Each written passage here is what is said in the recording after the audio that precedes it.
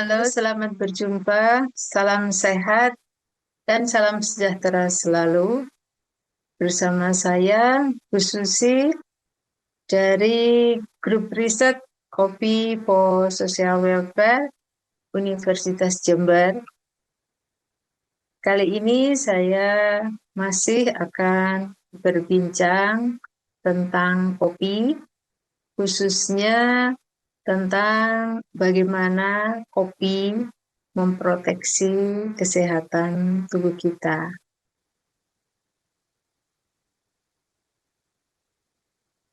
Seperti kita ketahui bersama, kopi merupakan salah satu jenis minuman yang terkenal ya di seluruh dunia bahkan ya. Dan bahkan kini telah muncul jargon ngopi sebagai lifestyle. Nah, ini antara lain juga ditandai munculnya kedai-kedai kopi di sekitar kita. Ya, kalau secara sejarah ya, kopi telah dikenal sejak lama sekali ya, sekitar abad ke-9 itu dikenal ada legenda Kaldi, si penggembala yang kambingnya makan buah kopi. Nah, tapi kopi sebagai minuman itu mulai dikenal pada abad ke-15 ya, sebagai minuman yang disebut kahwa di semenanjung Arab. Ya. Nah, sejak itu kopi dimanfaatkan oleh manusia selain karena cita rasanya juga karena dianggap memiliki khasiat kesehatan. Nah, namun demikian ya, sampai saat ini ya, pemahaman khasiat kesehatan kopi dalam masyarakat itu berbeda-beda. Ada mitos-mitos tentang kopi. Di sisi lain ada stigma terhadap kopi. Nah, pada kesempatan ini saya ingin membahas bagaimana fakta ilmiahnya ya, atau bagaimana penjelasan ilmiahnya tentang khasiat kesehatan kopi. Nah, untuk menjelaskan hal tersebut ya, akan dibahas beberapa hal terkait ya. Antara lain nanti akan dibahas senyawa-senyawa kimia dalam kopi. Ya. Kemudian bagaimana pemanfaatan biologis senyawa-senyawa kimia kopi dalam tubuh manusia. Dan berikutnya baru akan kita bahas bagaimana khasiat kesehatan kopi, bagaimana mekanismenya, ya, serta faktor-faktor apa yang mempengaruhi khasiat kesehatan kopi. Yang pertama tentang senyawa-senyawa kimia kopi ya. Nah, berdasarkan literatur disebutkan bahwa terdapat lebih dari 1.000 senyawa kimia dalam kopi. Dan senyawa-senyawa kimia tersebut yang memberikan atau yang menentukan cita rasa khasiat kesehatan kopi. Nah, jadi sekali lagi bahwa khasiat kesehatan kopi itu ditentukan oleh kandungan senyawa-senyawa yang terdapat di dalam kopi. Nah, pada kesempatan ini lebih banyak dibahas kopi sebagai minuman ya. Seperti kita ketahui bersama, untuk membuat sajian minuman kopi umumnya dilakukan dengan cara menyeduh bubuk kopi. Ya. Ketika bubuk kopi diseduh dengan air panas, kemudian diaduk, senyawa-senyawa kimia dalam bubuk kopi akan terekstrak ke dalam seduhan kopi, dan seduhan inilah yang kemudian kita minum yang memberikan efek kesehatan. Nah, kemudian senyawa-senyawa apa saja yang terdapat dalam seduhan kopi? Nah, jenis senyawa kimia yang terdapat dalam kopi itu ada yang berasal dari proses metabolisme primer. dalam tanaman kopi ya, seperti karbohidrat, ada lipid atau lemak, protein, juga ada mineral-mineral ya. Nah, ini mineralnya antara lain ada selenium, ada kalium, magnesium, fosfor, natrium, ada kuprum, zinc, ya, Fe dan lain-lain. Juga ada vitamin, vitamin E, vitamin B2 itu terdapat dalam kopi. Nah, dalam tanaman ya itu juga ada senyawa-senyawa yang berasal dari proses metabolisme sekunder. Ya, kalau di dalam kopi ya antara lain dijumpai senyawa-senyawa alkaloid yang banyak kita kenal adalah kafein. Ya. Kemudian ada senyawa-senyawa golongan fenolik. Ya. Ini polifenol, flavonoid, asam klorogenat, tanin dan lain-lain.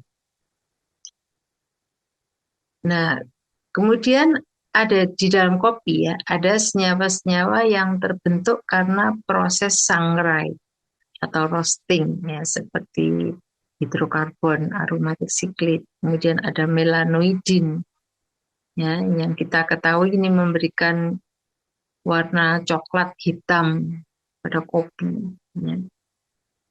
Juga rasa pahit ya pada kopi ya. Dan kadar senyawa-senyawa tersebut ini berbeda-beda ya dalam seduhan kopi. Ya, tergantung dari cara atau metode pembuatan minuman kopi atau metode brewingnya ya. Apakah itu kopi tubruk atau difilter, French press, espresso, kopi instan dan lain-lain. Yaitu kadar senyawa-senyawa kimianya berbeda-beda. Nah, secara fakta ilmiah dilaporkan bahwa khasiat kesehatan kopi itu utamanya ditentukan oleh senyawa-senyawa metabolit sekunder yang berperan sebagai antioksidan. Ya, ini terutama dari golongan fenol, tadi ya, polifenol, ya. Ada flavonoid, asam klorogenat, ya. Juga senyawa yang lain ya, ini yang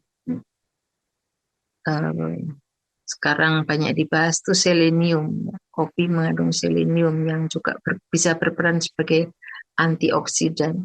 Kemudian juga mineral-mineral yang dapat mempengaruhi aktivitas kerja enzim-enzim antioksidan ya, seperti CuZN. Ya. Jadi sekali lagi khasiat kesehatan kopi utamanya ditentukan oleh kandungan senyawa-senyawa metabolit sekunder yang berperan sebagai antioksidan. Nah, ini yang umum dikonsumsi oleh masyarakat itu kopi Robusta, ada kopi Arabica, dan juga ada sebagian kecil kopi Liberica ya. Ini sedikit gambaran yang ini gambar saya peroleh dari internet ya. Nah, ini contohnya kalau pada kopi Arabica itu kandungan kafeinnya lebih kecil dibandingkan kopi Robusta. Ini Robusta 2,2 sampai 2,7. Kemudian kandungan senyawa yang lain ya, ini contohnya asam klorogenat atau chlorogenic acid. Ya, ini pada kopi Arabica itu lebih kecil. Nah, dibandingkan kopi Robusta. Sementara itu lipid fat atau lemaknya ya di kopi Arabica itu lebih tinggi.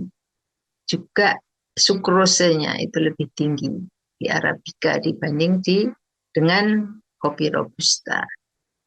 Nah, juga kita ketahui bahwa regio atau tempat di mana kopi itu tumbuh itu juga mempengaruhi komposisi kimia dari kopi ya. Kita mengenal ada kopi specialty, single origin yang menunjukkan tempat spesifik di mana kopi itu tumbuh ya, dan itu memberikan cita rasa, yang memberikan khasiat kesehatan yang berbeda-beda. Ini terkait dengan senyawa-senyawa kimianya yang spesifik ya. Nah, berikutnya saya bahas tentang bagaimana pemanfaatan biologis ya, senyawa-senyawa kimia kopi itu dalam tubuh manusia.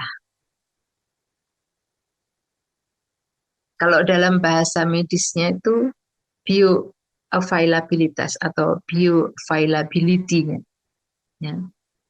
Nah, seperti kita ketahui bahwa minuman kopi itu memasuki tubuh kita melalui rongga mulut, kemudian memasuki saluran pencernaan menuju ke lambung, ke usus.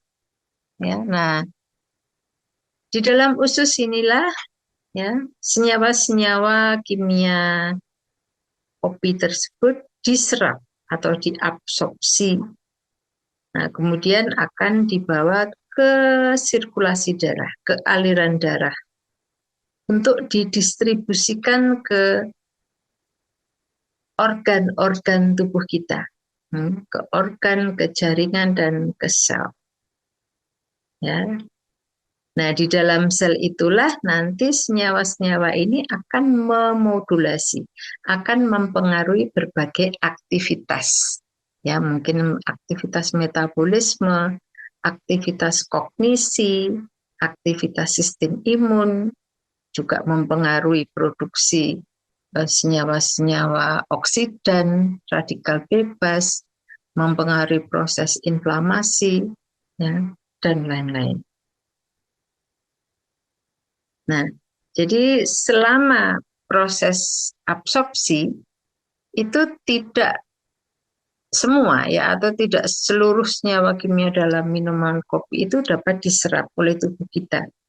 Hanya sebagian saja ya senyawa-senyawa kimia kopi itu yang bisa diserap. Nah, sisanya dibuang lewat feses. Nah, sebagai contoh senyawa fenolik ya, itu berdasarkan riset dilaporkan bahwa hanya 10% kira-kira yang diserap tubuh. Nah, sisanya dibuang. Tetapi kafein, ya, kafein itu penyerapannya bisa mencapai 99%. Sehingga tidak heran kalau dulu yang dituduh itu adalah kafein. Jadi efek kopi itu disamakan dengan kafein. Padahal tidak demikian ya. Karena di dalam kopi itu tidak hanya kafein, tapi ada ratusan jenis senyawa yang lainnya. Jadi sekali lagi, kopi tidak identik dengan kafein. Nah, kemudian bagaimana fakta ilmiah? Fakta ilmiah atau hasil-hasil riset kopi, ya, riset kopi untuk kesehatan. Nah, berbagai metode digunakan untuk penelitian kopi. Ya, ada yang didasarkan pada metode laboratoris atau disebut dengan in vitro. Nah, jadi kopi itu diuji di laboratorium ya, misalnya bagaimana aktivitas antioksidannya, bagaimana komposisi senyawa-senyawa kimianya, gitu. Nah, itu in vitro. Ada juga yang disebut metode ex vivo. Ex itu artinya di luar ya, vivo tubuh. Jadi di sini ada komponen tubuh kita yang diisolasi ya, misalnya sel-sel darah. Ya. Sel-sel darah itu diisolasi, diambil, kemudian digunakan untuk eksperimen di laboratorium. Nah, itu metode ex vivo. Kemudian ada metode in vivo. Ini biasanya pada hewan coba tikus. Nah, jadi tikus diberi kopi, kemudian dilihat bagaimana efeknya. Kemudian kalau penelitian pada manusia, ini umumnya berupa studi observasional. Ya, jadi hanya mengamati, misalnya pada populasi tertentu yang mengkonsumsi kopi itu bagaimana efeknya terhadap kesehatan gitu ya. Nah, kemudian kini juga berkembang ada metode penelitian yang disebut dengan in silico. Ini menggunakan aplikasi komputer ya. Jadi dilihat di komputer bagaimana struktur molekulernya senyawa-senyawa kimia kopi, kemudian bagaimana interaksi senyawa-senyawa tersebut. Nah, itu in silico menggunakan komputer. Nah, ini adalah hasil-hasil riset kopi terkait kesehatan ya.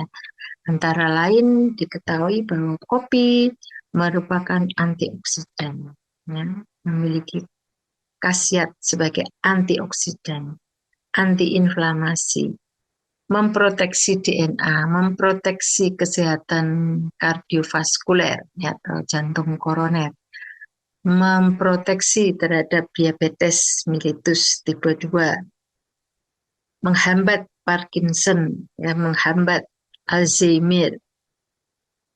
Kopi memodulasi sistem imun, ya, artinya dapat mempengaruhi sistem imun. Kopi dapat bersifat antibakteri, antivirus, antifungi atau anti jamur, anti kanker, ya, dapat memproteksi liver, dapat berefek pada berat badan, dapat bersifat sebagai prebiotik, dan yang banyak diketahui efek kafein ya pada sistem kognisi atau proses mental ya. Ini antara lain hasil-hasil riset kopi pada kesehatan ya, efeknya pada kesehatan.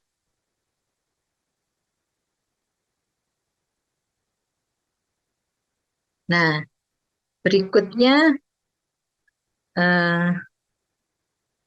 akan kita bahas bagaimana prosesnya atau bagaimana mekanismenya ya, kopi itu memproteksi kesehatan kita.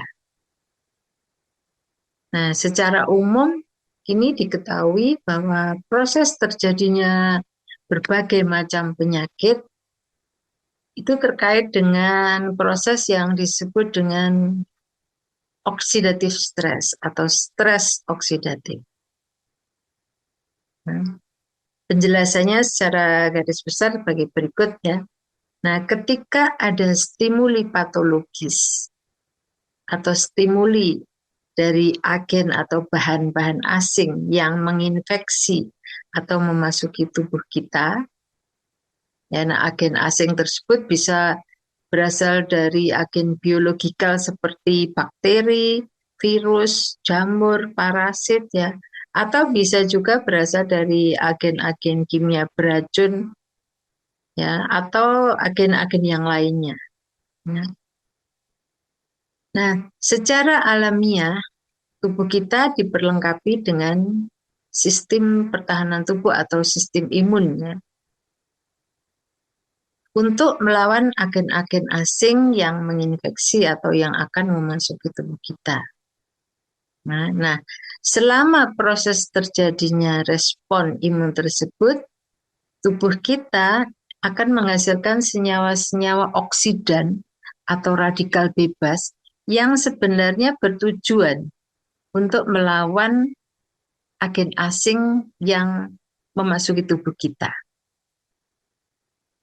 Nah, akan tetapi apabila senyawa-senyawa oksidan dan radikal bebas tersebut diproduksi dalam jumlah berlebihan, melebihi kapasitas antioksidan tubuh kita, ya, akan menghasilkan kondisi yang disebut dengan stres oksidatif. Nah, stres oksidatif inilah yang kemudian menyebabkan kerusakan, ya, kerusakan sel, jaringan organ tubuh kita. Nah, hal inilah yang kemudian mendasari proses terjadinya berbagai macam penyakit tadi. Ya, ini bisa dilihat pada slide ya. Ini saya peroleh dari gambar di internet ya. Nah, lalu pertanyaannya, bagaimana dengan kopi? Ya, bagaimana kopi memproteksi kesehatan tubuh kita? Nah, seperti tadi sudah saya sampaikan bahwa kopi itu adalah sumber antioksidan. Nah, antioksidan ini ya dapat menghambat, dapat menyapu ya produksi oksidan dan radikal bebas yang berlebihan. Ya, dengan demikian adanya kopi itu akan menghambat ya atau mencegah timbulnya stres oksidatif. Ya, sehingga kopi ini dapat mencegah atau menghambat terjadinya kerusakan sel jaringan organ. Ya. Nah, dengan kata lain dapat dinyatakan kopi dapat mencegah dan menghambat terjadinya berbagai penyakit. Nah, jadi sekali lagi mekanisme utama kopi memproteksi kesehatan tubuh kita itu terutama terkait dengan sifat kopi sebagai antioksidan.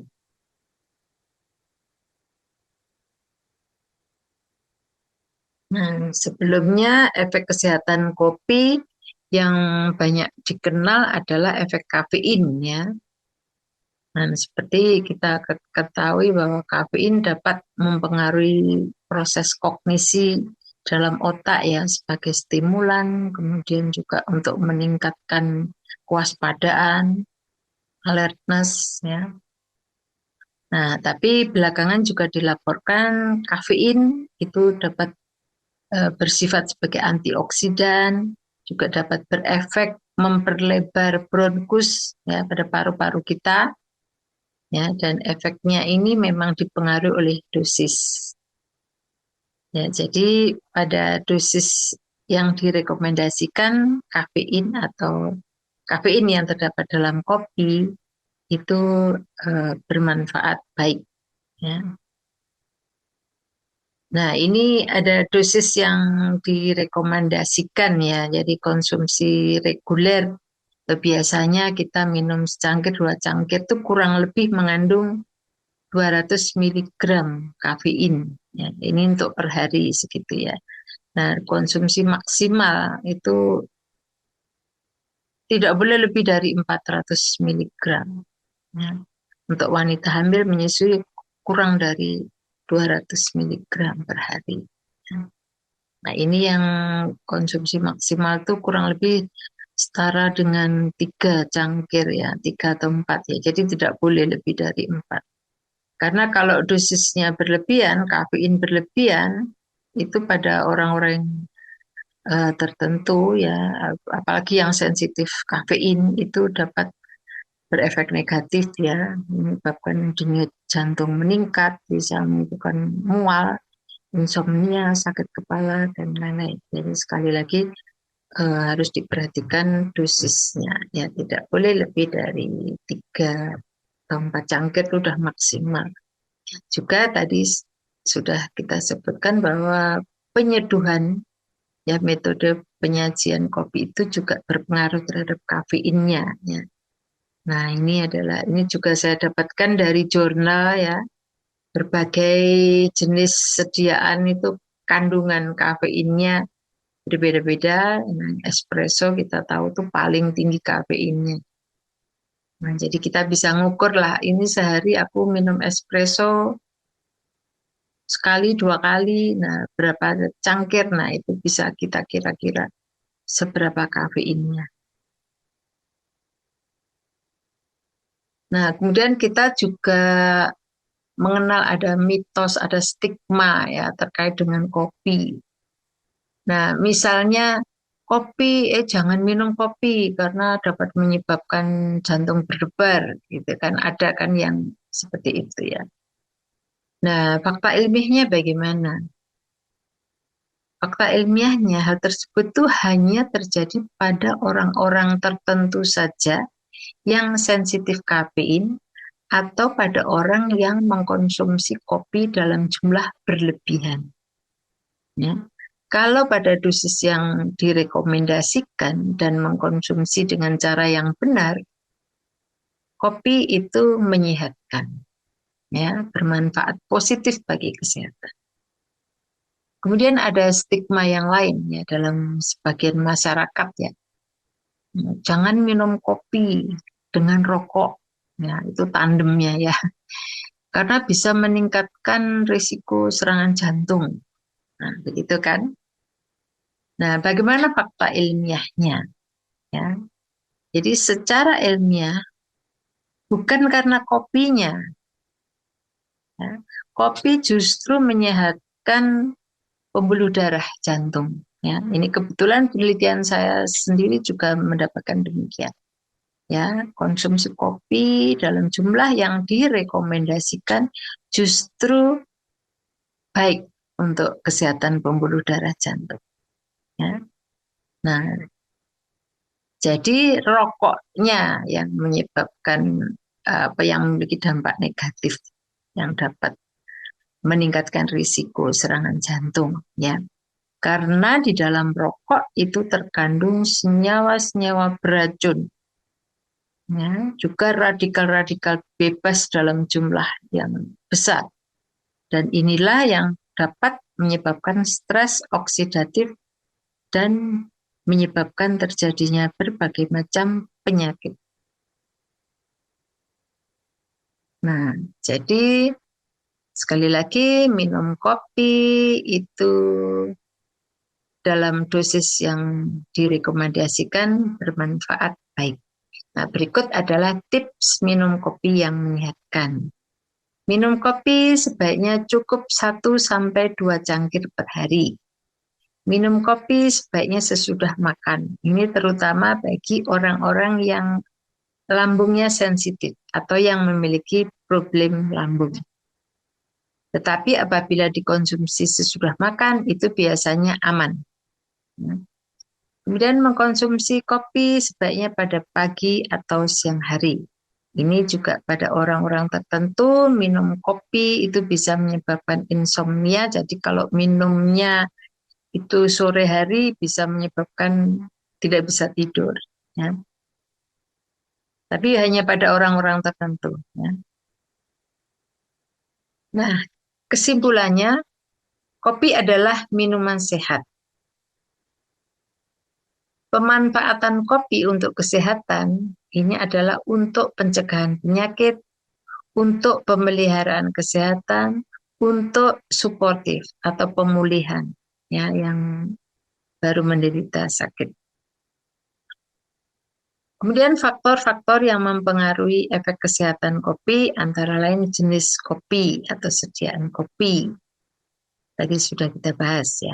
Kemudian metode brewing atau metode penyajian kopi. Kemudian dosis, ya, dosis dari kopinya. Berapa cangkir, secangkir, 2 cangkir, 3 cangkir. Ya.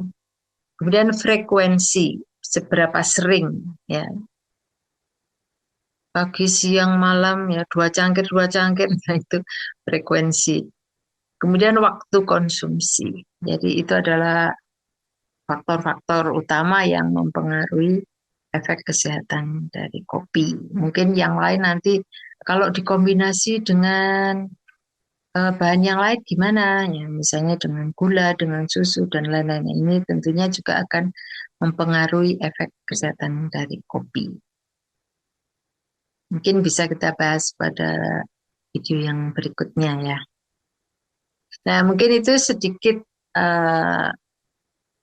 informasi dari saya.